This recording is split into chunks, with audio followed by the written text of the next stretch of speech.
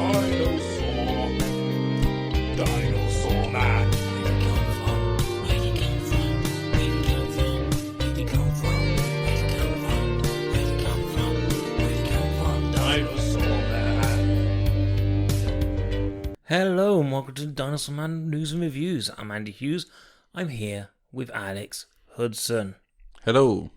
Hello to you. You didn't like that energy, did you? I don't know. Your face. Like, I just said it. Your face immediately. I said hello, and you said hello to you. But, I've already said it. I'm not going to return that favor. Like, your face immediately looked like you just smelled like the smelliest fart. Like, you did not like the energy I turned up. Well, it's because I'm having to look up gaming news, and I obviously have to scroll past all the fucking dog shit. Welcome to this week's episode, though, guys. I hope you're having a great time. The sun's out again. That's new. I haven't had that in a few weeks. Apparently, it's getting like. I had it last week. I caught it. Oh yeah, you did. I put it in my pocket and saved it for later. Just a little bit of sun, please. I'll put that in my left jacket pocket. You're surprisingly good at catching the sun, like. Because I'm a pale little boy. Like, I've never known somebody who goes from like white to red in such an instant. Well, it doesn't help when I'm not aware that I'm sitting directly in sunlight until after the fact. And then I realise that I've been sitting directly in sunlight without moving for like 40 minutes. But also have been on a walk in that sunshine for 2 hours. The thing is, so when you're walking, like, you go rosy-cheeked, I'm like, oh, he's just a bit red from walking. And then, like, a day later, those cheeks have not stopped being red, and I'm like, oh, he's got the sun. That was just instant burn. But, like, it was an area that didn't have much tree coverage. So always plan your walks, guys, to always include tree coverage. if you're going to go walking, you better do it in the Forbidden Forest, guys. And this is your... I can't believe we've still got one more Harry Potter one to do. I did think about this earlier, thinking, like, at some point we've Don't got worry, to- guys. Christmas. It'll be a Christmas treat. Finally bury that franchise. And then it's Wait, on to is it Fantastic Beasts. Yeah, we've done the camping bit, haven't we? Yeah, it's just the final film. Oh, man. Most of that is a battle. I mean, the whole podcast series has been a battle up until this point. Do we have the will to do it? Mm-hmm. No, is the answer. Hence why 18 months passed by between 5 and 6. But isn't that the excitement? Not really. I think the audience are like, we would like a defined date. Because if we'd have released them half yearly, or even just yearly, I suppose, because there's people who only jump on for those episodes. Yeah. So they could set their diaries and be so for Christmas Day every year. And we could have made it last longer. Gotta keep switched on. Like, you never know when it's gonna come. And before you ask, guys, we're not going to do them for Fantastic Beasts, and we're not going to do them for The Hobbit, and we're not going to do them for Lord of the Rings. Once we're done with it, we're done with it. We're just this, and then the silly episodes. I suppose in a world where this isn't the silly episode. No, this is serious stuff. Well, last week was serious. This week is silly. Oh, okay. So that's why you're wearing one on, one off. One on, one off. Like, kind of, it's like one for the studio and then one for the critics. Both of them hate it. So last week's was good. It was serious. Yeah, you did some good There talking. was a bit about the bees at the beginning that was fun. I saw this week, by the way, there was a news article I didn't put in the chat, that Jason Statham is going to be in a new film called The Beekeeper. And I was like, oh, we could talk about bees again, but I think we drained that well last week. Okay, let me have a look. Beekeeper. It's basically just, all we know, it's called The Beekeeper. It's a thriller action film. It's like a Liam Neeson film, but it's Jason Statham. It's not a remake of 1986's Greek art drama, The Beekeeper. I don't know, maybe it is. The second installment in the trilogy of silence. I mean, I guess his Transporter films was his trilogy of silence, because he doesn't do much talk in there. He talks with his fists, which is much like in a Greek drama. They only ever talked about stuff with their fists. That is true. But no, I don't think it is that. Let's have a look. But as we all know, I'll probably A end up seeing lightning-like thriller that is deeply ingrained in the myth of beekeeping. It ain't a myth, it's real. Like, do you think the writer only found out about beekeepers through a friend? Like, they'd never heard of them before. And they're like, guys, have you heard about these beekeepers? They're guys who keep bees? It's the shortest article ever. From Illinois News Today. It just says that, basically. And then the next thing down is, these twins were named the most beautiful in the world. Wait until you see them today. You could be heading to Ascot as the winner of this fully furnished, majestic home. I hope you're clicking on these articles. Chic new East London hotel in a former factory. Fully refundable. Up to 47% off. This is because I've been looking at holidays, obviously. And obviously, you've also been Googling beautiful twins. 4 sisters take the same picture for 40 years. Don't cry when you see the last one. One of them's not going to be there. No, it's just a picture of an onion being chopped. Don't cry. You're not chopping the onion. Well, welcome to the News and Reviews, guys, where we talk... If they've left by now, they've left by now. We're the only podcast in the entire world that talks news and reviews. This week, we're going to focus on movie news. Mainly. In the main, we will. But we're also going to do some reviews. What are we reviewing this week, Alex? No, I think in the main we'll focus on the news. 1 minute reviews. What are we reviewing, though? Cruella. Uh-huh. Cinderella. Uh-huh. Censor. Uh-huh. Demonic. Mm-hmm. For 9. Mm-hmm. Fast 9 and the Furious 9. Yeah. And Snake Eyes. Stick eyes. But before we get to that, yes, we got an important thing we got to do. Bee news. Okay. They're still on the moon. I haven't seen a bee this week. Have you? No, I think I saw a wasp, but we know that wasps are just bees in disguise. No, they're not. They're different things. We know that. The wasps are trying to get to Mars. We established the law on the podcast last week. If we start forgetting about the law of this heavily law-heavy podcast, then guess what? Then I'm going to drink some Quench Munch. Quench Munch was an energy drink, I feel like, at one point in there. Yes, sounds like it. What was the... Because Chode Quest was the cryptocurrency. Loot I feel Crate like was the... Quench Munch was the energy drink. And Loot Crate was the subscription box that sent you loots. Uh-huh. Guys, keep up on board. It's only been like 400 episodes. Yeah, and if we want to go even further back, then obviously in the very first run of the podcast, the sidecast, the true kind of birth of the podcast, if you ask me, then there was a lot of lore in there. It was mainly crying related, a lot of sadness.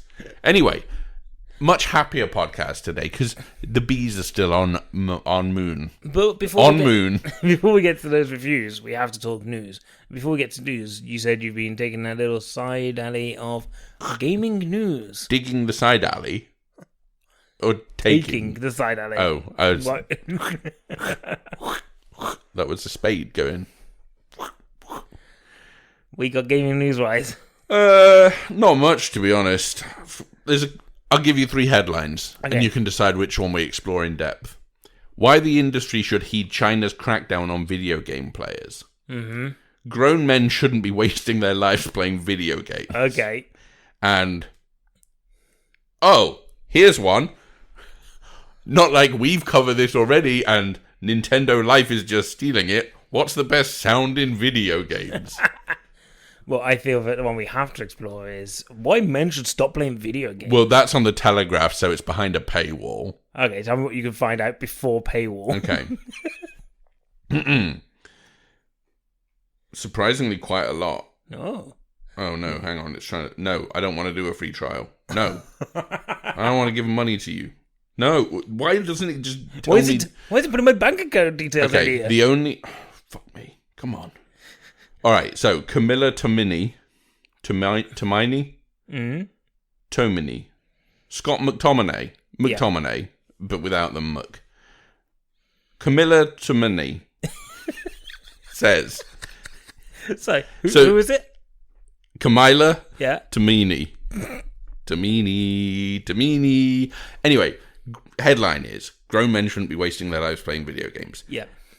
The underline here is.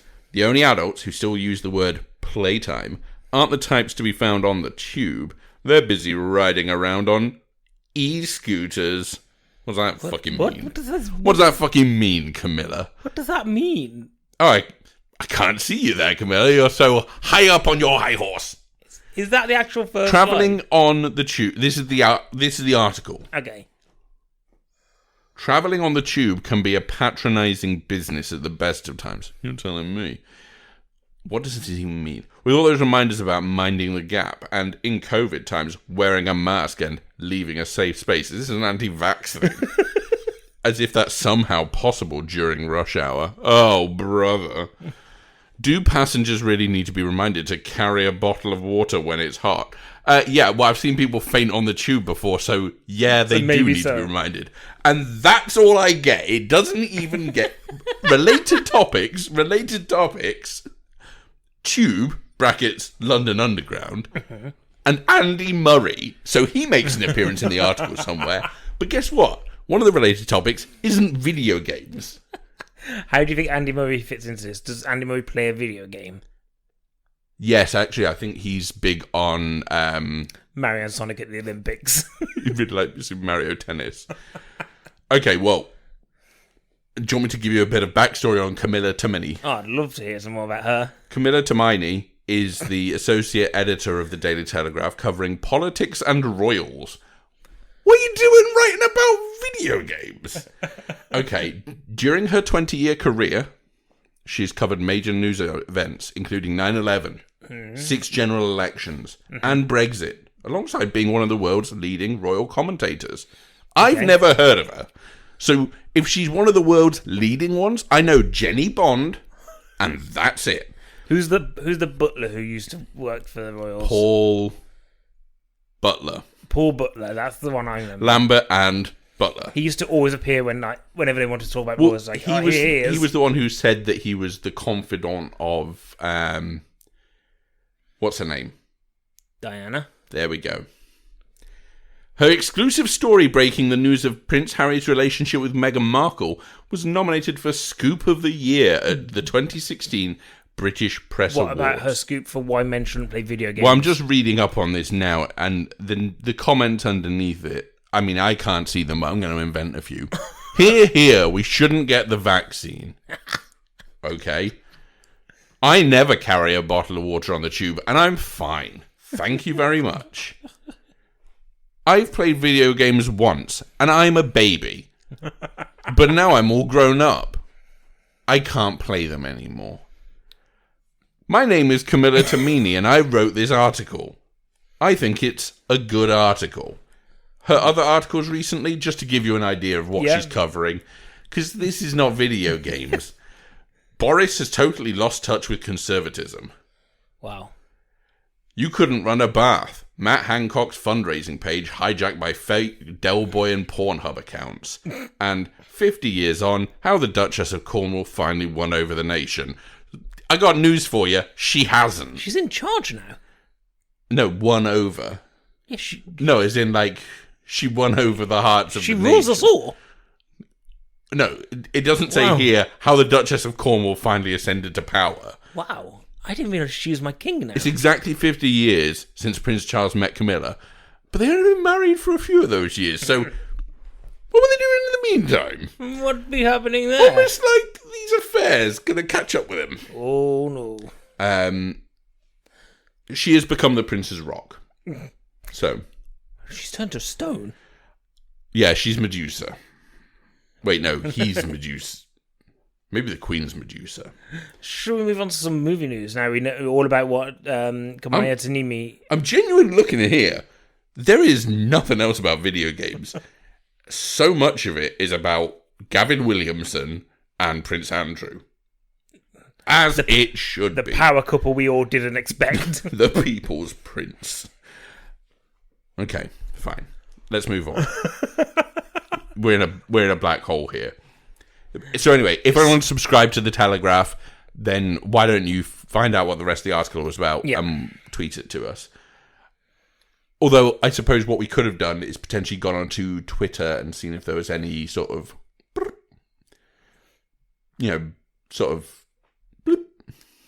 What is this? extracts. Okay. little blaps from it, you know? Anyway, sure. but there isn't. And as far as we know, she's never written about video games before, and let's hope she never will again. Anyway, movie news. Yes. Got a dry mouth. What you got for us? We got a lot of stuff to talk about. What's the stuff that we're not going to talk about? Should we Not talk that about much. on top of it?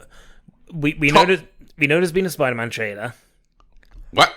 I haven't heard about this. but we won't be talking about it. Why do they even want us to talk about trailers anymore? People like Look, okay, fine. People like us to say Spider-Man we've seen the trailer. finally comes home, had a trailer, and guess what? I'm not going to fucking watch it.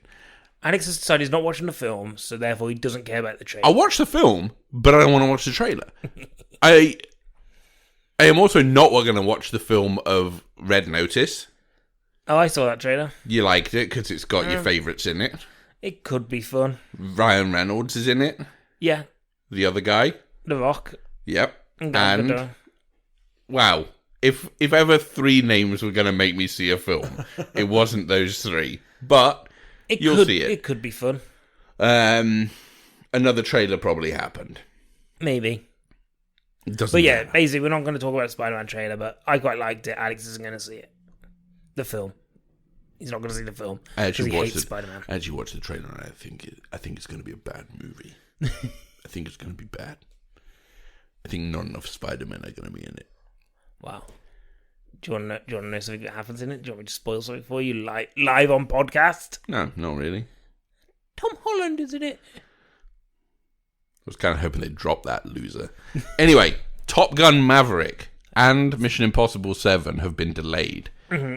So, we've talked about Paramount before, in that they don't really have bankable franchises outside of Mission Impossible 7. So they've now tried to revive what they think is a bankable franchise in Top Gun Maverick, and have had to delay it for now 18 months. Mm-hmm. In fact, now, because it's moved to May 2022, it's now been delayed a full 2 years. So, It smells of, we definitely need this to make money. yeah.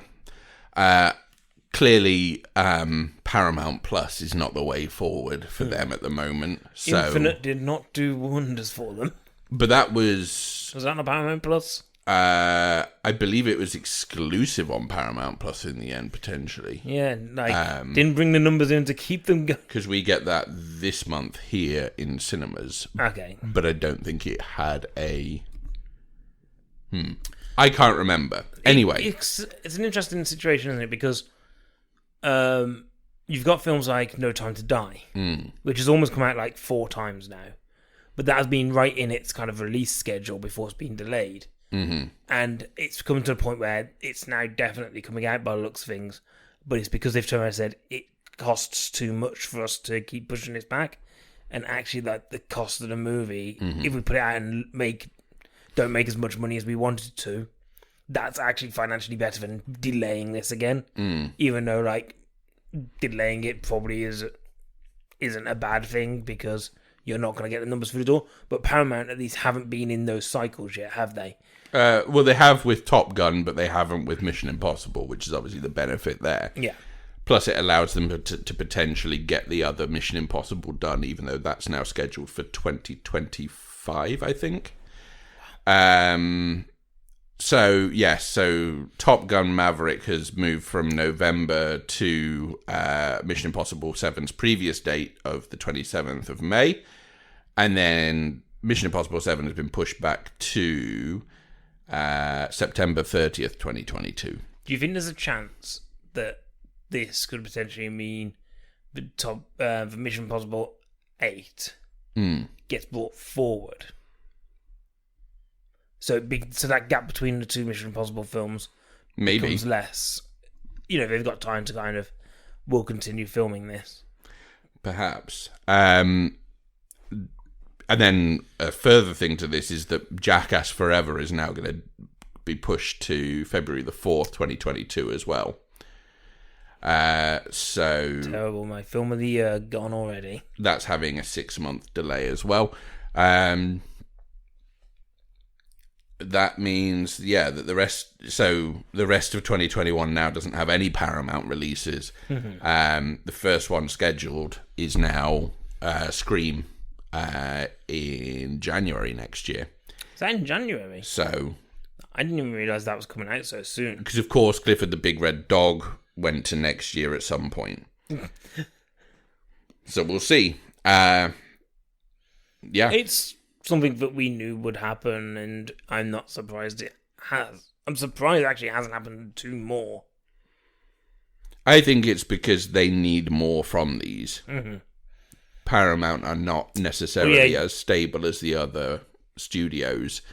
So yeah, there's a lot more riding on it, because if they can't make the most of their box office, because let's be honest, Mission Impossible has not been a cheap film to make. No. We're looking at a budget of, I think, upwards of 200 million on that. And then you're looking at a budget, I think, of 150 plus on Top Gun Maverick. Mm-hmm. If they gross less than 100 million, as we're seeing with some of the sort of lesser blockbusters at the moment, Then it's no good for the studio. then they don't lose anything by delaying Mission Impossible 7, because they've never done any marketing. But this is now the fourth time that Top Gun Mavericks had marketing that's then been pushed. So that film is now more expensive than they ever considered it would ever be. So they need to basically make, I think they're eyeing that as being like, we need to make like $500 million on this movie minimum. And it is, for all of these studios, it is just an absolute gamble at the moment, isn't it? Of just what films are making money and what films aren't. Mm-hmm. Because, yeah, you have got some that, I think Fast 9 is now up there in like the almost 800 million worldwide or something like that. I will check. I think so, anyway. Like, at least it's the upper ends, which, is great. But that's a franchise that routinely is breaking billion fairly easily. So it is that thing of like, oh yes, so there are the appetites to go see stuff out there, but is our film going to be one of those, or is it going to be one of those that really underperforms? So like the Suicide Squad hasn't done very well, but I think in a regular marketplace probably would have. Like it would have had really good word of mouth. And yes, it's going to be less because it's an R-rated movie. Those make less money. But I think it would have done much better than it actually did. Yeah, although the thing that was being reported about the Suicide Squad is that the HBO Max numbers for it are some of the lowest they've had on HBO Max for something. I think it's above Judas and the Black Messiah and something else. I can't remember what it was. Yeah. And basically, the word coming out is basically that no one really watched it on HBO Max either, and paid specifically to come out. Like they didn't see a big influx of subscribers for it or anything like that, and the viewership on it was minimal. So they're thinking, well, we didn't take away anything from the box office there. Yeah. It wasn't, and they've had relative success with balancing out the box office and the at-home viewership. And they've basically said, we think this movie was doomed to fail by the fact that no one cares about a new Suicide Squad when they think, well, I've already seen the Suicide Squad and it was terrible 5 years ago. I think it is an absolute the problem is, what do you call it other than the Suicide Squad to try and differentiate it without losing sight of what it is? But it's like, to a casual moviegoer, they will not make that difference. Yeah. And it's a shame. And I think if the first movie was this movie, I think you've got a really interesting and fun franchise there. Well, maybe. I don't know. I'll never see the movie, of course. F9 has grossed $704 million worldwide. Yeah. So it's currently the second highest grossing film of the year. And it is just shy of double what Godzilla vs. Kong's box office is at the moment. So it's a difficult marketplace, and I think Paramount, other than something like Quiet Place Part 2, I can't really think of anything else of theirs that I've seen in the last 12 months that I've been like, oh, okay, this will do well. So, whatever. Anyway, moving on. Other news. What have we got? Jungle Cruise. Jungle Cruise is getting a sequel. Jungle Cruise is getting a sequel. For apparently in the press release they said there is one person who enjoyed Jungle Cruise. We checked all of A lot of people liked it. We checked everything, and apparently there's one guy who said he had a lot of fun with it, and we are making a sequel just for him. Some of the critical reception was very strong to it. I know. I heard my own review. I mean, proper critics. Ow. Such a dagger through this heart. Yeah, so, I mean, I guess there's potential for this going forward. I had a fun time, and that's all that's important. Is it going to be the next Pirates of the Caribbean franchise? So Jungle Cruise was obviously on a sort of Amazonian river, the Amazon, to be precise. So presumably this one's just going to be, they go down the Thames and it's like, here's Greenwich. There's a pirate here who was born 700 years ago. They just go to another jungle. But, like, when does that run out? The jungle from Jungle to Jungle is the one they go to. All right, well, give me my Jungle to Jungle remake. Jungle Free Jungle. Yeah, Jungle 3 Jungle. Tim Allen, yeah? Yeah, unless Jungle 3 Jungle was never made, but yeah, it would have been Tim Allen as well, yeah. No, I mean Jungle to Jungle. Yeah, of course Tim Allen was Jungle to Jungle. It was the 90s, of course it was Tim Allen. I think there's a bit where he's blow darted. Yeah, of course. Multiple times. And then he goes, I'm from the concrete jungle. He goes, hoo, hoo, hoo. Anyway, so that's good news for you. And for, presumably, Dwayne Johnson's paychecks. What else have we got here? Netflix have picked up the worldwide rights to Texas Chainsaw Massacre from Legendary Pictures. So this is being produced by Fede Alvarez of Evil Dead Remake or Reboot or whatever you want to call it, and Don't Breathe. Starring Elsie Fisher, who was in 8th grade a couple of years ago. So now she must be in 10th grade. Okay, everyone made the joke. It was very funny. Oh, God. Yeah, so this was a movie that's been sort of mooted for a little while and then sort of quietly got put together last year. And, yeah, Legendary have sold on the rights to distribute to Netflix, as they did with Enola Holmes last year. So, you know, that could be fun. Who knows? Any faith in it? I mean, I saw that prequel, Leatherface, which was maybe 2017, 2018. That was really bad.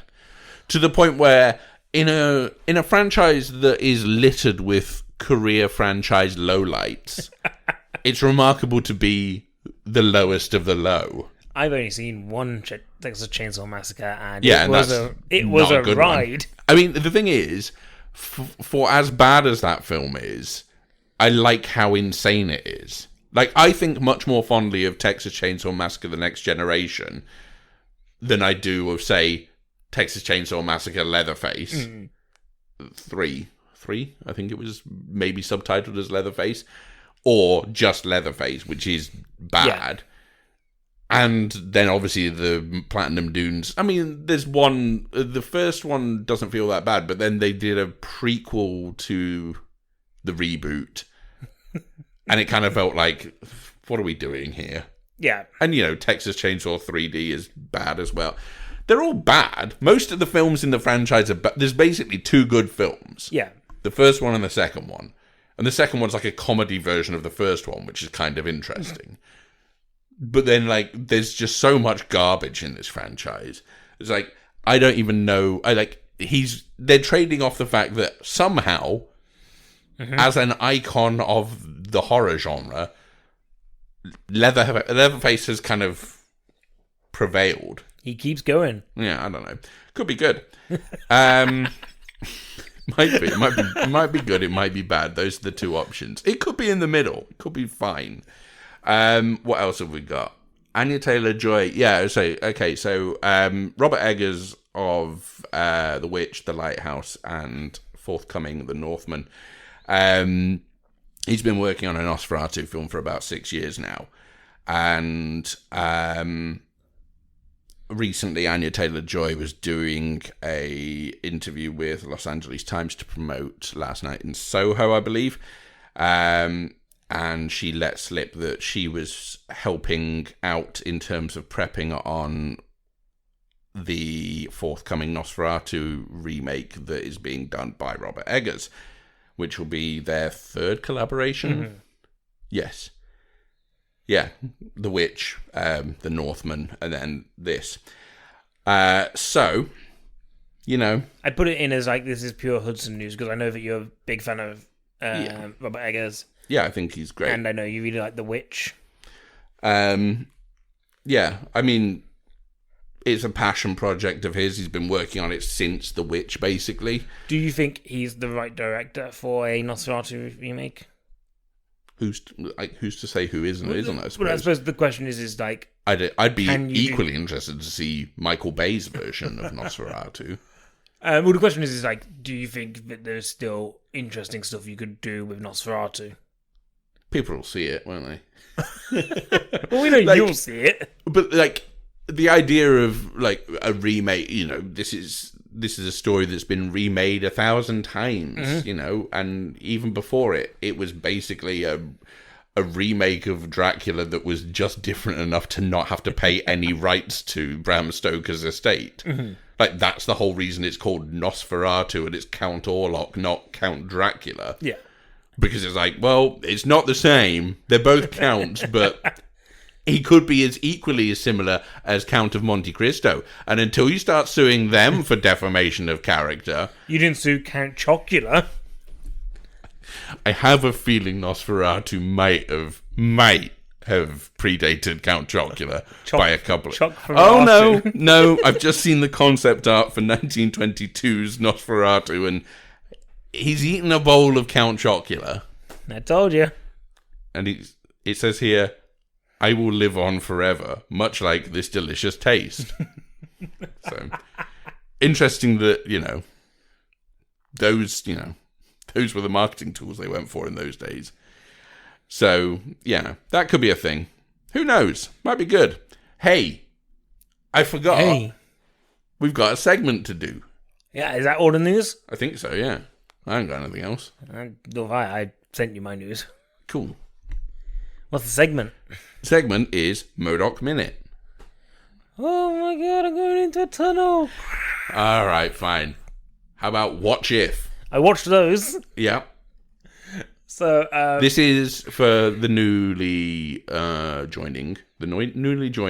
Terrible. Newly anointed. The newly anointed members of the little congregation that we've got here. Andy every week watches 2 episodes. Well, every 2 weeks. Sorry, watches 2 episodes. Every news and reviews is what I meant. You knew what I meant. He watches 2 episodes of What If, and we call it Watch If because it's very funny, and I thought of it myself. Definitely not Matt McGowan. Okay, he's got credit yet again. And then Andy gives his thoughts on Watch If. What If? Marvel's What If. These episodes were the third and fourth. Third and fourth, and third was what if the Avengers basically weren't formed? What if they failed to get the Avengers together? And the fourth one, was what if Doctor Strange? It was called What if Doctor Strange lost his heart instead of his hands? And it's basically Iron Man. Well, it's basically it's the emotional heart.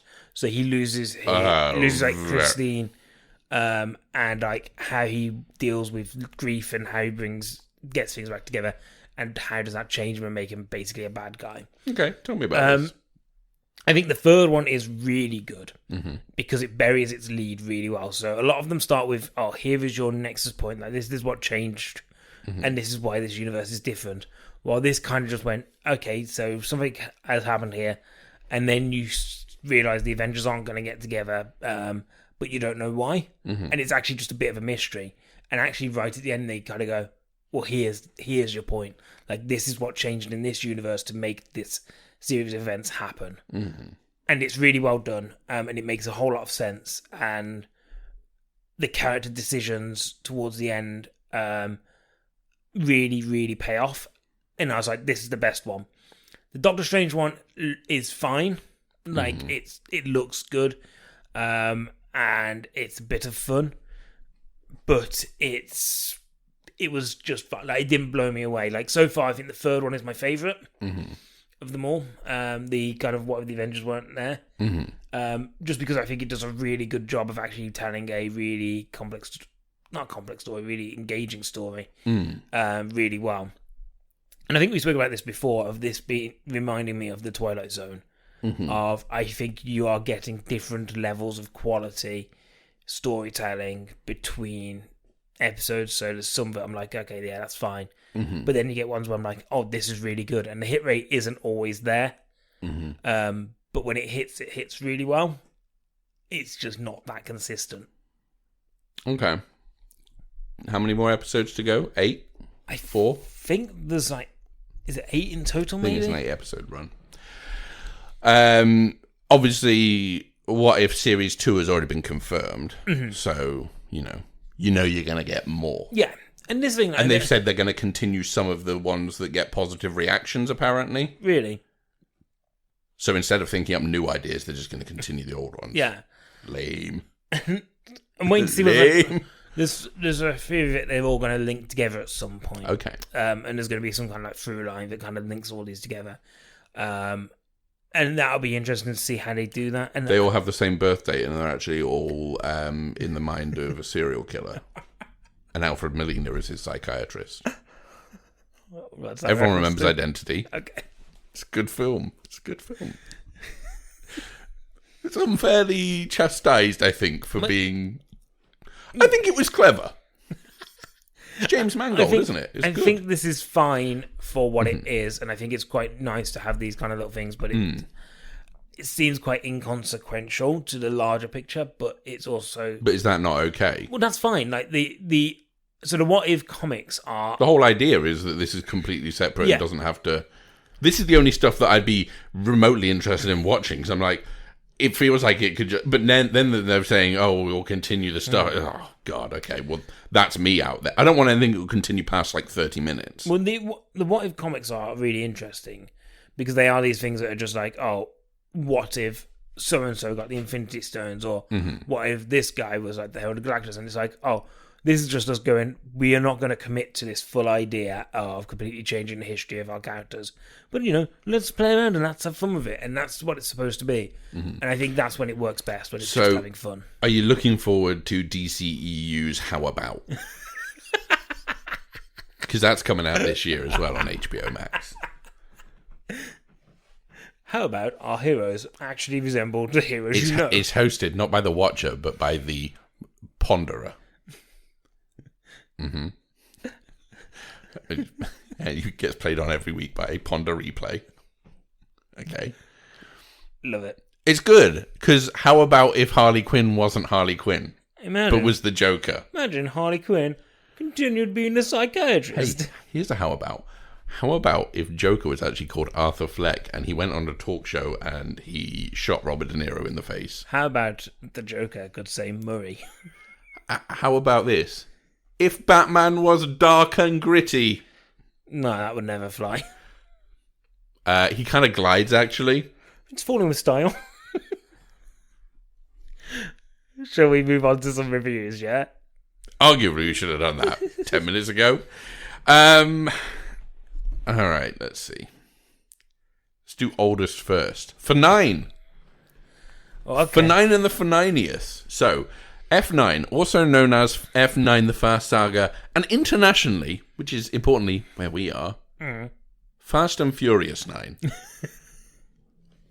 Which is it, Universal? Make up your minds. So this is the continuation, not culmination. No, there's still one more of the Fast and Furious franchise that everyone knows and loves. Andy, this was directed by Justin Lin. We remember that he directed the best one in the franchise, maybe. 7? 5, I thought. I like 5 as well, yeah. I thought 5 was the best one. Was that not him? Yeah, is that the safe one? It's the one where The Rock is in it. Yeah. You might remember him from Jungle Cruise that you also liked. I think that's right. Anyway, well, tell us about whatever the fuck you're going to tell us about. Is it a good movie is what I want to know. Fast 9 is... Yeah, he did do Fast 5 and Fast 6. Okay, tell me about it. Come on. You're wasting so much time here. I'm giving you so many opportunities to jump in. Fast 9. Do I see this movie? Fast 9. So, it's a continuation from Fast 8, where Dom of finds out he's got himself a little kid, and he's kind of retired onto this family life of being like, oh, we don't do anything anymore. We live on family. this farm, and we don't see each other. Until... Is he upset about that, or is he okay with No, that? he sounds like he's upset. That's just his voice. Okay. Until they get told that Kurt Russell's Mr. Nobody, his plane has gone down. And on that plane was a device that is the Egg McMuffin of this film. Of course. Every film needs a McMuffin. So he gets called back in, and it's like, oh, you need to go and get this device. It's really important. And he gets dragged back in despite not wanting to.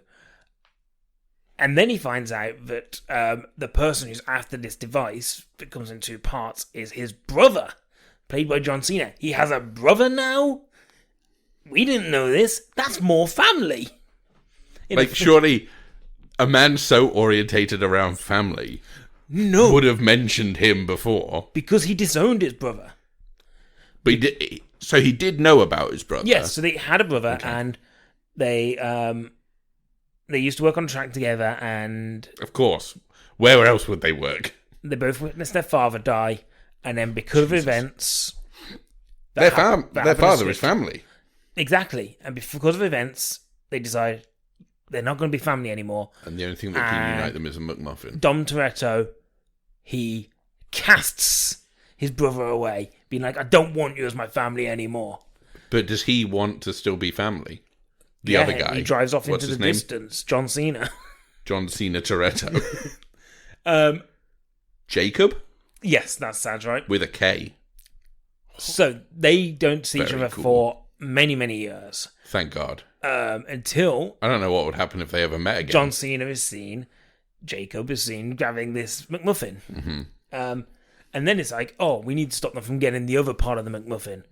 Because the The McMuffin two-part in this McMuffin. one... It's a sausage and egg McMuffin. He's only got the sausage. do we need to clear up why we keep saying McMuffin? People will know that it means MacGuffin. Okay.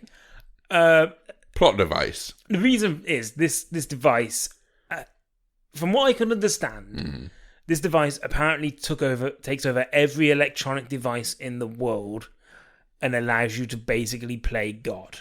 Algae rhythm. Yes. This is Space Jam. This feels like Space Jam. That's what I think it does. Okay. But it had to stop him from getting it. But he gets it, and then he fires a satellite into space, and they've got to take out the satellite in space, but also stop this device from connecting. This film is stupid. Okay, can I ask a few questions here? Okay. That's going to give our audience a clear indication of whether they want to see this movie or not. Does it have fast cars chasing things? Yeah, there's a lot of fast cars. Okay. Does it have a heavy reliance on sort of forced emotional moments that don't necessarily work because of the film you're watching, but are put in there because family? There is a bit where Don't ruin the everyone's bit. escaping. Okay. I'm going to tell you the bit. Everyone's escaping. Uh-huh. And Dom Toretto is there, and they all run through this door. Dom Toretto closes the door behind them, but he's on the other side, and he locks it, and he's like, you need to go and get safe. But you don't close the door on He's family. like, I'm going to protect this family by taking on these 100 guards behind them. And then he dies at them. But when he jumps, he does the muscle pose to show off his biceps. But both arms above his head, so he looks like a gorilla. And then he punches walls so that he then starts taking out guards. But then like the roof starts collapsing Yeah. because he's punching the wall so hard. yeah, to make it collapse into this water below. Okay. But then immediately, Letty, played by Michelle Rodriguez, saves him. And she's like, you don't turn your back on family. And it's like... That's from the other movies. And it's like... But there was no point in him doing that, because... To show off him punching. Yeah, but no one got anywhere because they immediately just came back for him. Into the same room, he just tried to save But the themselves. guards went in the water. But so did he. So Yeah, but the guards went in the I water. like to imagine there's a load of guards just sat down the side out of breath, just like... So, did you have any other questions about Yeah, I've got a couple of other questions. Okay. Does it have fast cars? Does it have a heist? Yes. Okay. There is one bit where John Cena, Jacob, steals the other half of the device because he gets it, so that's not really a spoiler. And then takes the world's longest zip line in the world. You told me about this. It's set in Edinburgh, I think it is. And he zip lines for 10 minutes straight of film time. And at one point you see him change zip lines, so you go, okay, so but the rest of it, he's just zip lining as Dom Toretto is speeding at high speeds through these streets of his car. You just see John Cena just across the sky. And I laughed so hard. And does it have back and forth banter between Ludacris and Tyrese? Yeah, they're in here. And is it dumb fun? So, I spoke to your brother about this, and he was basically like, it's all the stupid of the Fast and the Furious, but without any of the kind of fun and the... So it's just dumb, no dumb fun. So it's dumb. And I agree to a point. I do think there are moments in this film that I go, oh, that's very Fast and the Furious, and I enjoy that. Yeah. But there are times in this film where I'm like, this is just stupid. And without any of the tongue-in-cheek stupidness that I've kind of enjoyed up to now. But like, this is just a dumb film. Yeah. And this is what I mean when I say it's one of the stupidest films I've seen this year. Because the plot doesn't really make sense. And like, at times I was genuinely bored by this film where I just wasn't paying attention. Not a good sign for a Fast and Furious movie. That's the thing. The thing about Fast and Furious is, even at its dumbest, it is still engagingly dumb. And I think that's where they succeed. While this one, at times, just becomes really dull. Yeah. And really bogged down and kind of like, oh, we need to get from one set piece to the next to kind of do this next dumb thing. And it kind of is at the detriment to its own film. I don't know, like, I think there's something in here. There are moments in it that remind me of like the better films, but I can't wholeheartedly go, yeah, go watch this one. I think it's a That'll Do Pig. Okay.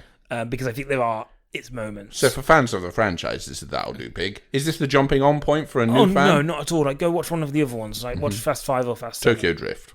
Well, don't watch Fast 7 as your first, because I think... Watch the first one as your first, surely. You've got to watch them all. Fast To really 7 understand the works. complexity... I'll be honest, to understand some of the plot twists and turns, you kind of have to watch every single one of these, especially Tokyo Drift. Or listen to a podcast that somebody did where they explained them all to you. Yeah, and then I guess we're going to do an updated version of that podcast for the second Hobbs and Shaw movie. Is that it? Okay, moving on. Now, obviously, made a mistake there, because earliest was technically Cruella. But I didn't see that on my list until after we'd started on F9. But we'll talk about Cruella towards the end, because we've both seen that. Okay. So I'll So talk what's the about Demonic. So this is a sci-fi horror film written, directed, co-produced by Neil Blomkamp of District 9, Elysium, Chappie fame, which was put together during the COVID-19 pandemic. So, props for that. Just so that people don't think that I've not praised this movie. I gave it props. So the story is this woman is contacted by a friend from her past who has been to a medical facility where he saw her mother, who she's estranged from and hasn't spoken to in a long time. And clearly some event in their childhood involved those two and a third friend. And that was the catalyst point for not seeing her mother for a long time. And he says, well, they're going to contact you. I know you've changed your name to try and distance yourself from her, but they're going to contact you. And, I just thought I'd give you the heads up. So our protagonist, Carly, then gets contacted by this medical research facility, and they say, can you come in? Your mother's here. She's not doing too well. She's in basically a comatose state. We really need to speak to you about what we're going to have to do with her. She goes in, and they sit her down, and they say, well, we're pioneering here. We've got this sort of technology that allows us to sort of neurologically link you into her comatose state so that you can go into her mind, and there's a sort of shared space that you are both in. We need you to communicate with her there because she's basically experiencing locked-in syndrome, so we can't communicate with her, but she's aware of what we're doing around her, so it's better if you go in and find out what she's experiencing to try and make her life as comfortable as possible. So Carly agrees to go into this test, into this sort of altered reality. The best way to describe it is sort of, it's a Sims or like a Second Life type situation where she's scanned in as like a sort of a video game character, I suppose. This is kind of video game news, I guess. And yeah, so she goes in and then sort of finds her mother and finds that her mother is imagining herself at a location from her past. And she understands why, and over the course of the film we learn what exactly transpired and then why exactly it's at this moment that she's been contacted to come and speak to her mother. But clearly there is something otherworldly, something demonic, if you will, at play. Do they speak Simlish? Yeah, the film really hard to follow from that point on? They speak Simlish. It's actually easier to follow in Simlish than in English. So here's the thing: the film is no good at all. Okay, and I think it's important to remember it was made during the pandemic, so that is something to bear in mind.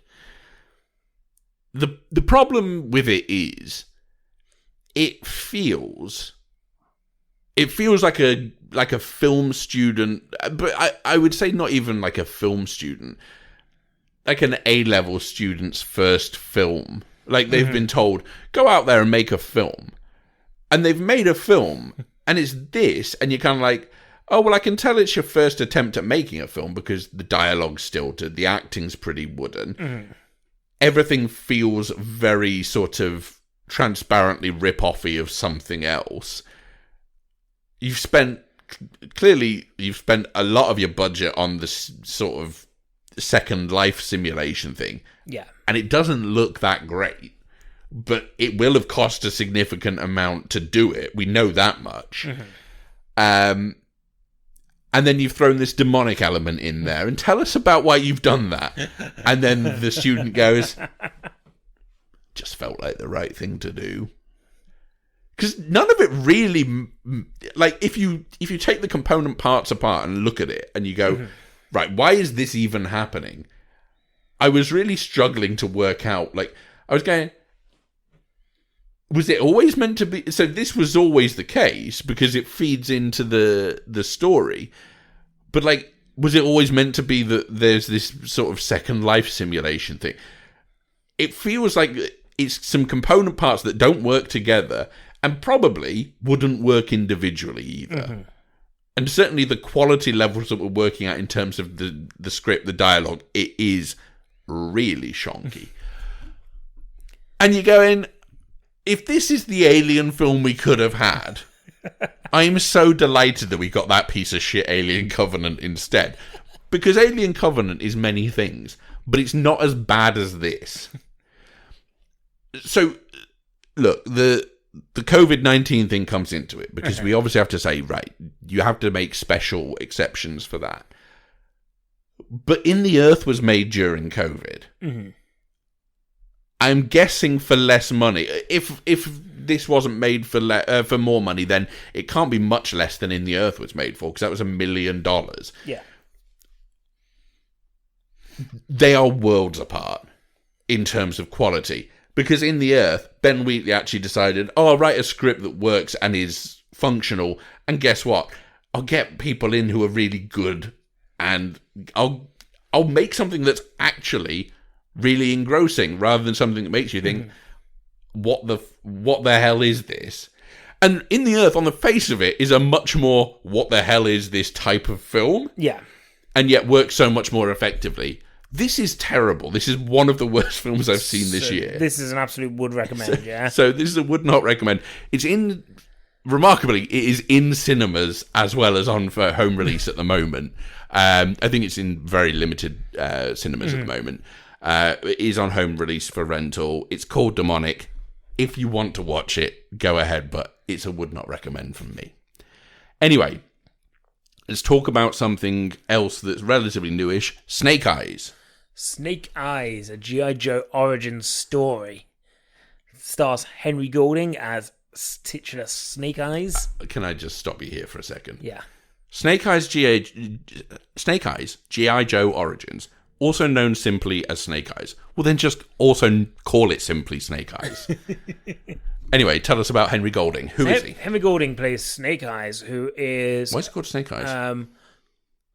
Is that explained in the film? Yeah. Han Solo style. Oh, yeah. Know how in Solo he gets those dice. And they say... I guess that's why we call you Snake Eyes Solo. Go, this is why you have dice on you. This he's literally given figurative dice. Yeah.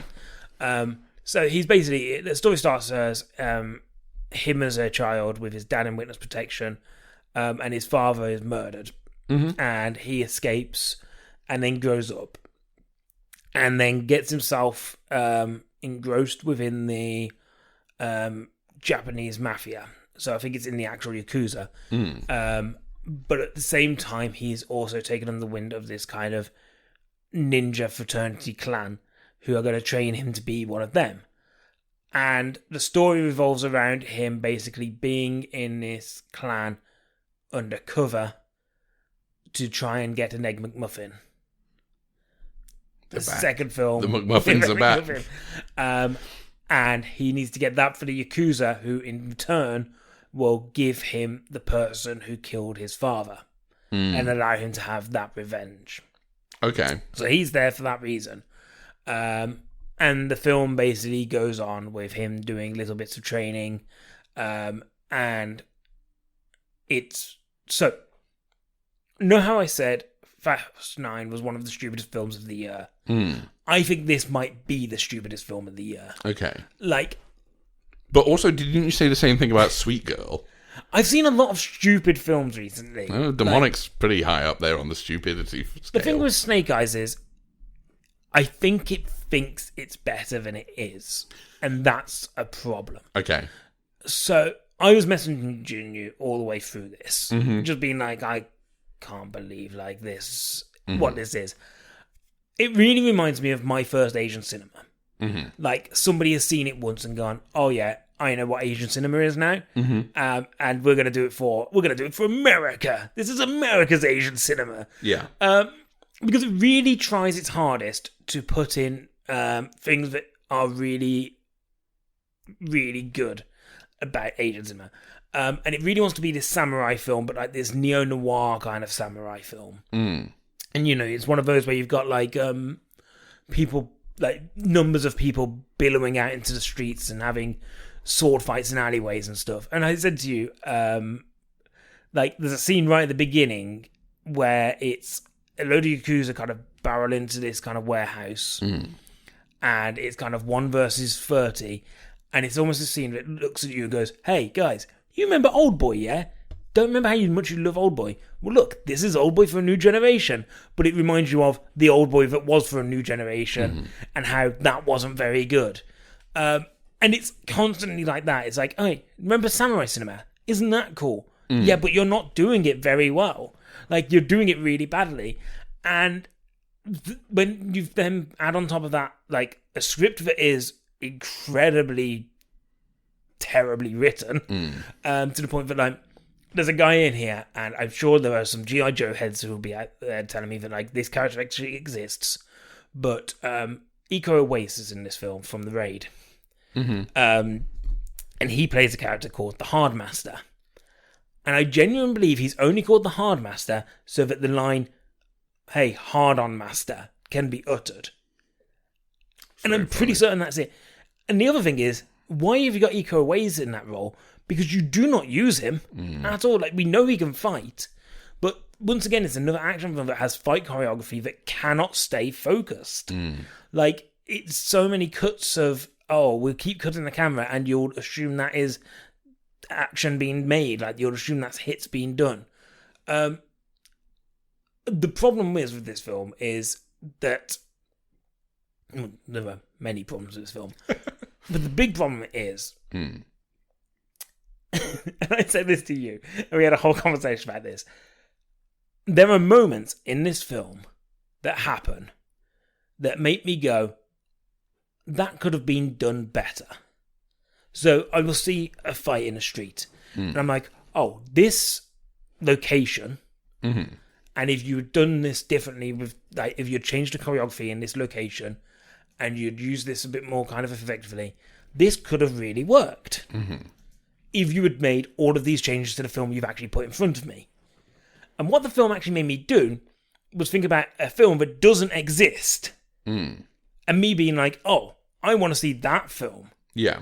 And I said to you, is that a positive for this film? But it made me at least think of a film that doesn't exist, that I could be seeing, that I think I would enjoy.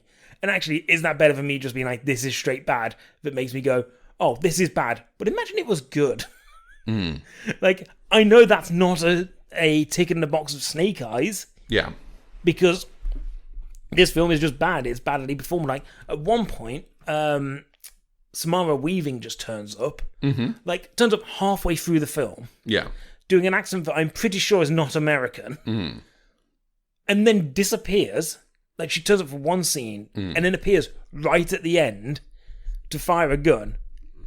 And that's it. But that's the payoff to the build-up. But it's such a weak piss payoff. But, like, think about that. How surprised were you when she came back at the end to fire a gun? Because you'd made your peace with the fact that she was just in that movie for one scene now. No, because then she turns up at the end. It's like that's a little surprise. But she turns up and she's like, "Oh, it looks like I'm late to the party." That's a good line. She turns up on like a helicopter, which means somebody must have flown her in there. Which means she's one of the G.I. Joes. Okay. Because we know that the Joes exist in this world. Yeah, this is a follow-up from the other films. But she's one of them, but it's a prequel. Well, this is apparently a follow-up. It exists within the same continuity as the previous two films. Okay. G.I. Joe and G.I. Joe Retaliation. Well, the thing is... This was a spin-off from that franchise. The film clearly goes, the Joes exist. This task force of anti-terrorism fighters. So they exist. And we know Samara Weaving is one of them. Yes. So why is she the only one who turns up? Is it because you haven't cast the rest of them and you don't want to, blow your load in a Snake Eyes film? It's like Marvel. They can't all be available. That's why sometimes Doctor Strange helps out, sometimes Hulk. Well, yeah. So terribly written, terribly acted. Like, Samara Weaving isn't the only one who sounds like this is the first time they've ever spoken. But, like, she's done American accents before. She's American, isn't she? She's Australian, but... Oh. Yeah. That might explain why her American accent is so bad. But she's done good American accents in Ready or Not. The Babysitter, probably. I can't remember much about it. Cinematography is bad. Oh. Sets are bad. Oh. Sets are bad? Yeah, like, so some of it looks... You can see it falling down at the edges. Well, some of it literally looks like, this is something that's just been held together by, like, chicken wire or whatever. CGI is bad. There's 3 giant anacondas, and they look real bad. I don't like this film. The movie was made for $110 million. I don't know where that went.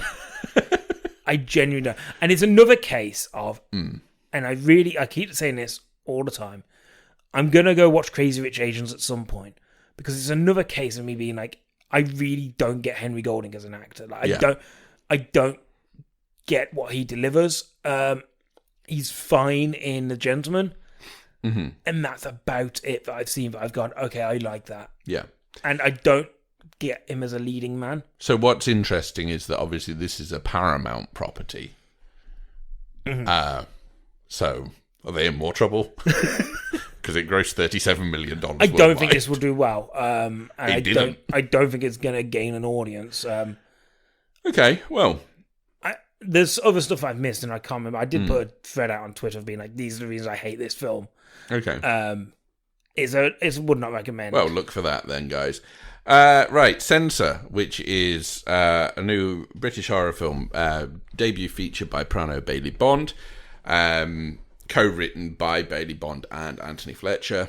So Neve Algar stars as Enid, who is a censor in the BBFC during the height of the video nasties period of the 80s. So she spends all day, every day, watching films and rating them, classifying them, and censoring them if deemed necessary. So we get a bit of that early doors in terms of sort of the mundanity of her watching this sort of ultra-violent, ultra sort of misogynist filmmaking that was sort of leading the charge in some of the stuff they were watching. And then she clearly, there is something in her past that then basically emerges because she sees she's made to watch a film and censor a film that is eerily reminiscent of events from her childhood. And from there she starts delving down the rabbit hole of, well, why is this, and who's made this film, because this is too close to the reality of what happened to me to be coincidence. So clearly something is afoot here, because this is my life on screen and we never knew what had happened. So anyway, she goes down that rabbit hole, and thus the rest of the film happens. Yeah. Can't really speak too much about it without sort of ruining some of the stuff. So a few things to mention here, which is, number one, I saw this at a Q&A screening with Prano Bailey Bond, who sort of comes across as someone who is completely immersed in the world of video nasties and horror history, basically. And this comes from a place of immense love for the genre. And you can really tell, because everything from the cinematography to the soundtrack to the sort of production design of the late 80s is just impeccable. All of it really, really works. It's a film that really knows I feel like it really knows what it's trying to do, and it really achieves. I think it achieves it with a degree of real sort of assuredness as well, which is really nice to see. I would say that Neve Algar is really good in that central role. She's the driving force of the film, really, and she really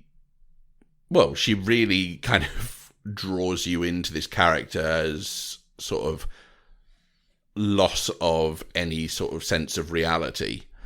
It's kind of interesting in that sort of it has that sort of Lovecraftian element of the more she finds, the more she starts unraveling, and the more she starts questioning everything.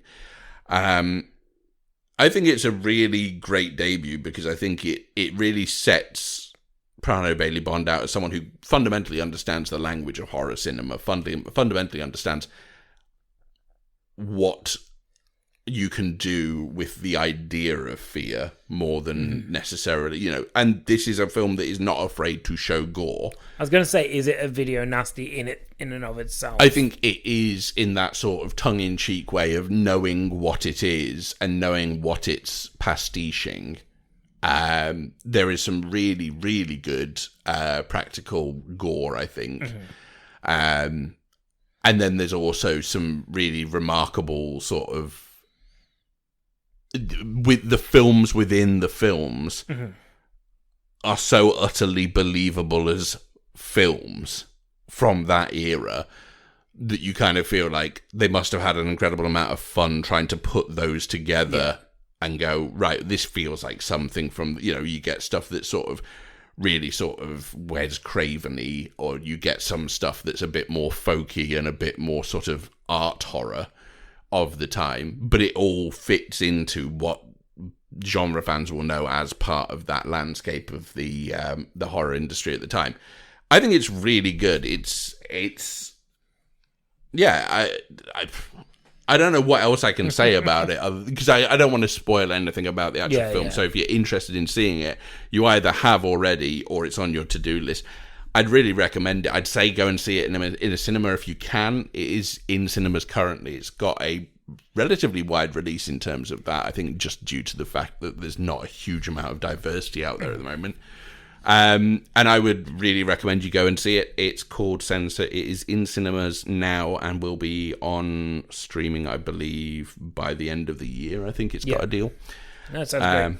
So that's that. I imagine it's not going to be something I watch, but it sounds great. It's one of those of like, that sounds great for people who aren't me. Yeah, I don't know. Maybe you'll like it. The gore is probably the only element. Right, so moving on. Cinderella is brand new. Yes. We'll talk about that.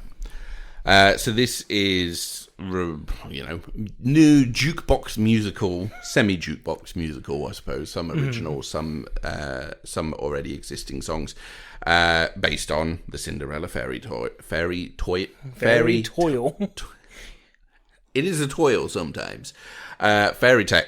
And starring Camila Cabello as Ella. Just Ella. Her name isn't Cinderella, guys. In case you hadn't noticed, she's just Ella. Directed by Kay Cannon, who's previously done the Pitch Perfect movie, but I think the first two, definitely. Yeah. Elizabeth Banks did the third, but I think she was the producer still. Anyway, someone who's clearly got experience with musicals. Tangential, whatever. Also starring, it's a who's who. It's a who's who of everyone. Minnie Driver, Pierce Brosnan, James Corden. Oh, here he is. Billy Porter. Yep. Nicholas Galitzine. Is he the prince? Yeah. Idina Menzel. Yes. She's Don't also forget in Dina this. Menzel. She's actually a singer. So yeah, this was a Sony film that then got shifted to Amazon. They sold it to Amazon during the pandemic. So it's on Amazon Prime internationally now, I believe, apart from in China, where Sony is still holding out for that cinema release. So the story is the Cinderella story. Yep. But this time... do we need to explain the Cinderella story? Lady... it's a movie starring Hilary Duff from 2005. So, she's caught the eye of the prince, but this isn't your regular Ella. No. She's got a little bit more to her. She's got a bit of spunk to her. So there is this sort of feel of the movie where it's sort of... I've seen people describe it as girl boss Cinderella. Yeah. I don't really understand what girl boss means other than, like, a motivated woman, I think is... I like think someone so. who owns their own shit and is just, motivated to make a career for themselves. Yeah, so she wants to be a dressmaker. She wants to be a dressmaker. She's a very talented dress designer and dressmaker, but no one gives her a chance because she's not allowed to own a business because she's a woman. And that's not... It's not That's right. not right. And it isn't right. And the only way to sell her dresses is seemingly to meet more progressive thinking people who will just so happen to be at the ball that the prince is holding. Oh. So maybe if she gets to the ball, she can meet investors and people who are wanting to buy her dresses off of her. And from thence, the humour is supposed to arise. So, first things first, star-studded cast. Yeah. It's a who's who of British comedy. Look, Pierce Brosnan is here and that's all we need to know. Although... Pierce Brosnan holding down this film. Don't put Pierce Brosnan in your musical if you're not going to have him sing. Look, we remember how good he was in Mamma Mia.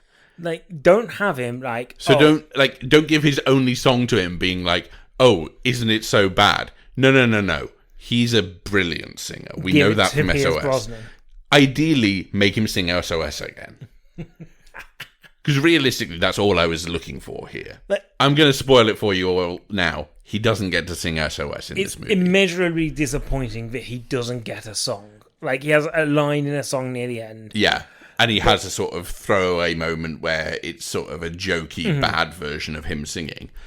But they tease you because they cut across to the palace quite a lot. Sometimes this film makes cuts to places for literally no reason.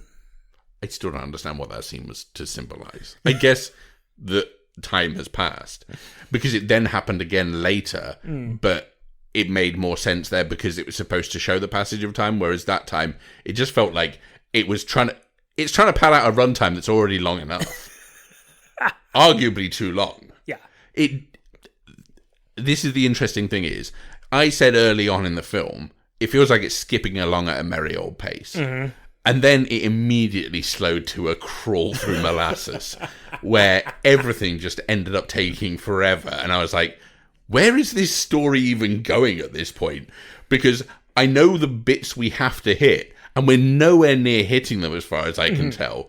And the first half an hour, I felt like, oh, this is fine. I feel like we're about halfway done. Yeah, I was kind of like, and then it's just like, oh my God, there's thing after thing after thing.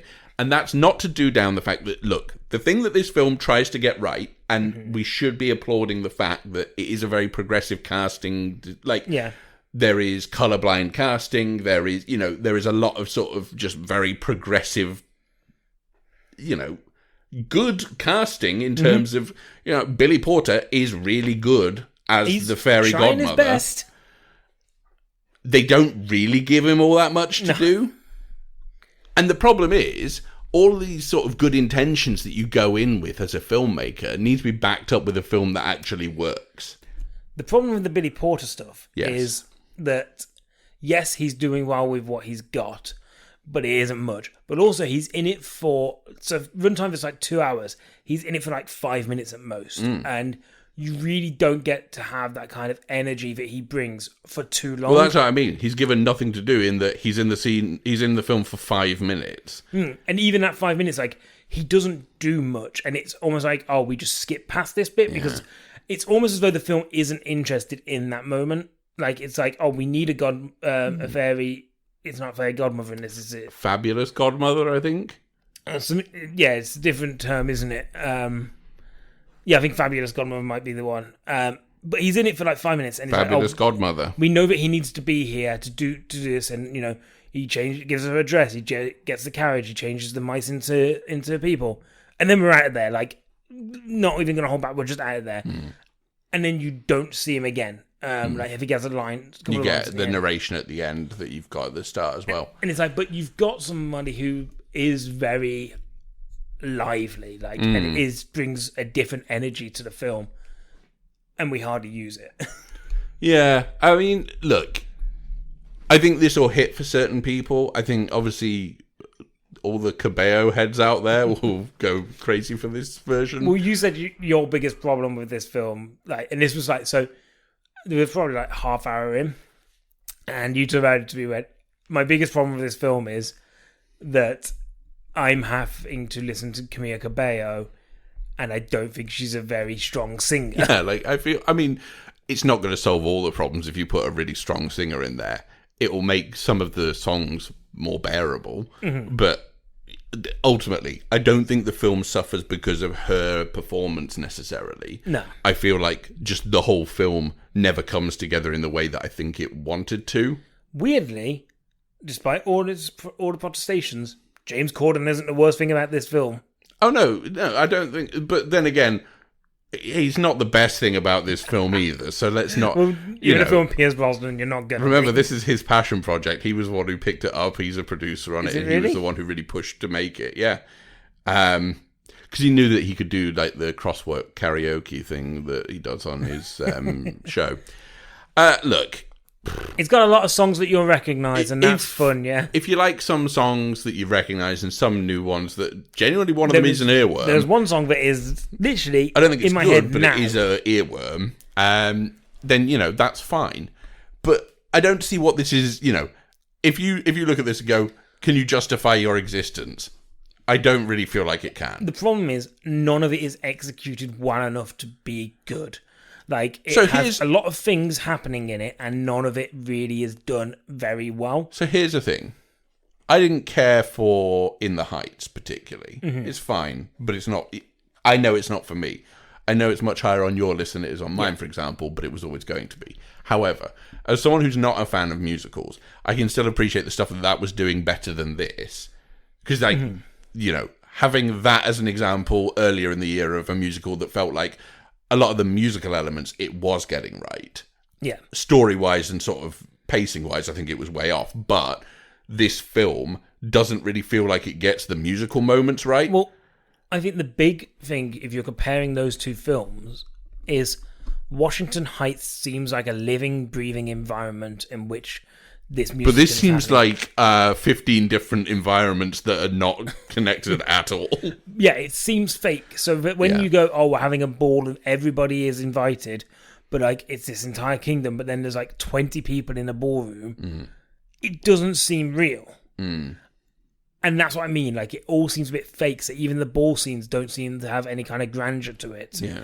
The musical elements sometimes are just kind of shoehorned in elements to get this one song in there. And yeah, the one positive this film has, like the one thing, and the reason why this isn't lower on my list of films for this year, is if you look at the reviews on IMDb, it has upset the right people it should be upsetting. The people who are like, oh, I don't like wokeness in my Cinderella.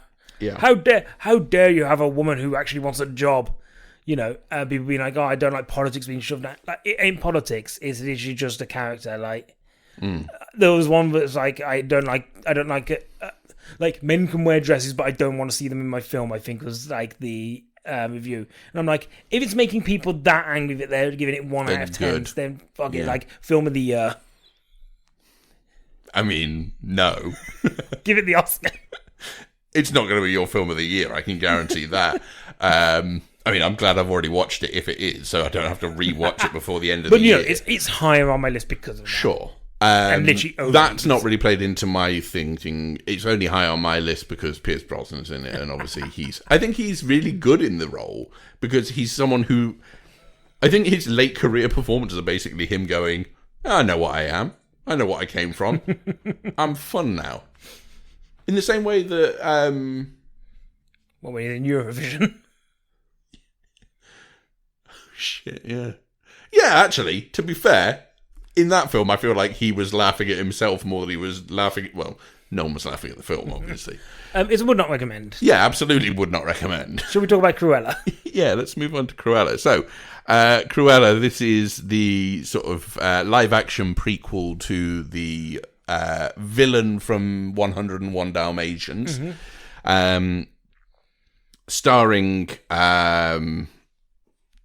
Emma Thompson is in yes. it, but starring Emma Stone as young Cruella, but then also, Emma Thompson as her employer, the Baroness. The Baroness. Set in sort of 1960s, 70s London, in the height of a sort of fashion craze, and sort of tells a sort of origin story for how Cruella was born out of a child called Estella. Yeah. So, this came out earlier in the year. We've only got around to it now. It's just been made free on Disney+. So That's why. Get off our backs, guys. We weren't sure if we should commit £20 to see it. And to be fair, like, we said we didn't know who this film was for. Like, Yeah, when when we saw that trailer, I remember we watched it and we just went, what is this film angling at here? Like, what angle is it going for? Because actually, I think the trailer does a really bad job of representing the final product of a film. Because the final product of a film is much more fun than the trailer. Because the trailer made it look like it was going for this very dark and somber movie. But this movie is... I really liked this movie a lot more than I thought I would. I found it slow to start, but it definitely warmed up. Like, 'cause when she gets to London... There's a whole bit at the beginning, which is her as a child and kind of what her childhood was like. But I think as soon as it gets to 10 years later, and you've now got Emma Stone, you've got Joel Fry and Paul Walter Hauser. Exactly the people I was looking at. Like, I think those three are a whole lot of fun. And I think actually as the film goes on and further in, it actually just gets more fun. Yeah. And I really like that. I think, production design wise as well, this looks great. Yeah. Like, it's a film that's based so much in fashion, and they get the fashion right. As somebody, I'm a layman. I don't understand fashion. Costume design was done by I'll get her name up, but it was the one who did it for Mad Max Fury Road as well. Yeah. Give me a second, and Because the costumes are fantastic, really, really well done. And I, like I said, I will backtrack on my words. I don't know who this film is for. I don't know who will enjoy this and who will watch it. And actually, I'm the person who enjoys this. I'm the person who finds this a lot of fun. I think at times it's a little bit baggy in terms of I do think it isn't always, hitting that mark all the time. But when it hits wow. Yeah. I didn't realise apparently that there's two people in here that were like the couple from 101 Dalmatians. I didn't realise that. Well, spoiler alert for everyone who's going to go and see this movie and expect it not to be related to it. Jenny Bevan was the costume designer, but she's done an incredible job here. Yeah. The wig work is also incredible. The production design's really good. It's got the best soundtrack in a film for years. Yeah. It is a little bit jukeboxy of like, each different scene has a different song. But I think it suits the film because it is this sort of punk rock version of this character that I think is a really smart way to adapt it. Yeah, it's probably about 15, 20 minutes too long. Yeah. There's definitely bits in it where you're meandering towards a bit where you're like, I think we can take a more direct route and you wouldn't necessarily lose anything from the story.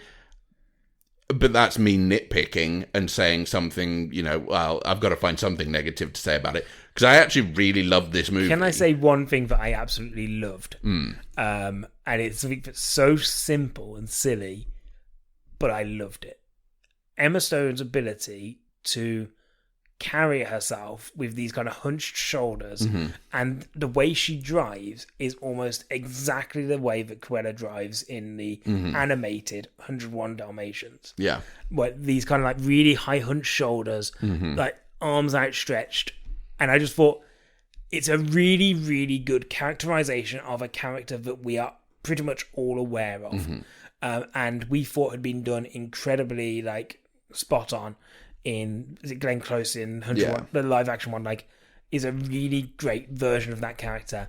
And actually, Emma Stone has done a really good job of being like, well, let's take part of that and part of this and part of my own kind of charm and mix it into this part of somebody who, we're supposed to be warming to a character who we know eventually goes down the route of, I want to skin and wear a load of dogs. And we are supposed to enjoy this person's journey. Yeah. And so here's the thing is that this and Jungle Cruise, within the space of a couple of weeks, were both confirmed as getting sequels. This is absolutely the film I would want to see a sequel to if it's any more of the same of this, because I really enjoyed everything about it. And I thought at first I was kind of going, do I want to see what this is? Do I, when we saw that trailer, I was kind of just like, I'm sure someone will enjoy it.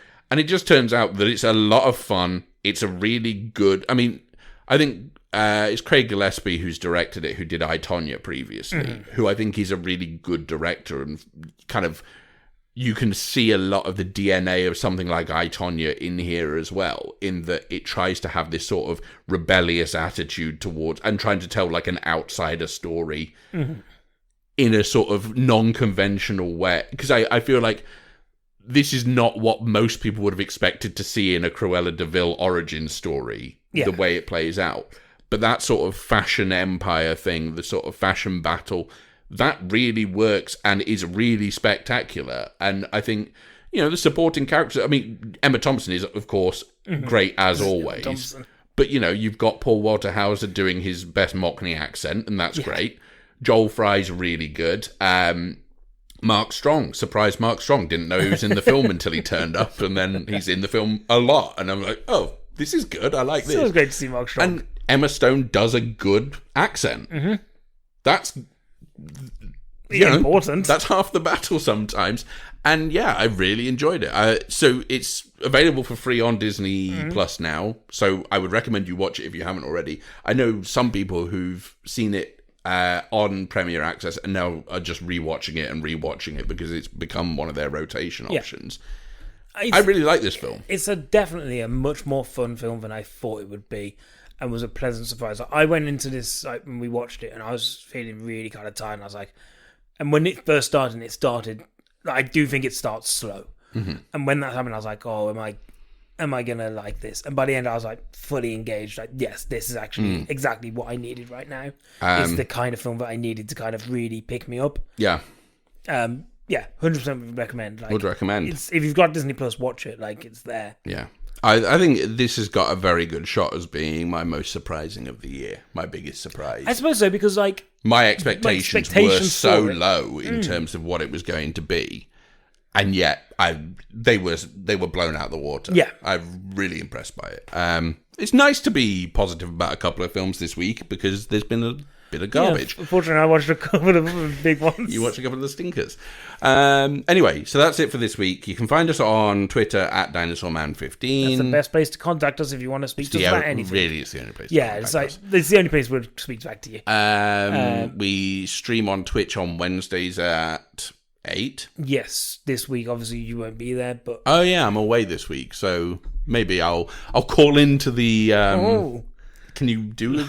I don't know. Audio joining? We'll see. That's an off-mic conversation. Johnny needs to do the theme song. This time it was whatever. Oh, Dinosaur Man Pod for Twitch, yeah. On Twitch? Yeah, Johnny needs to do the theme song this time. Oh, punk rocky, I don't know. Andy, you've been the host. Alex, you've also been the host. Thank you. And everyone, thank you for joining us. Yeah. Tell your friends, and until next time. We'll see. You know what? See you later, alligator. See you later, anaconda. Animated anaconda from Snake Eyes. And I suppose the true lesson is you never know which one of your friends is going to skin 100 dogs. It's John Cena. Bye. Bye.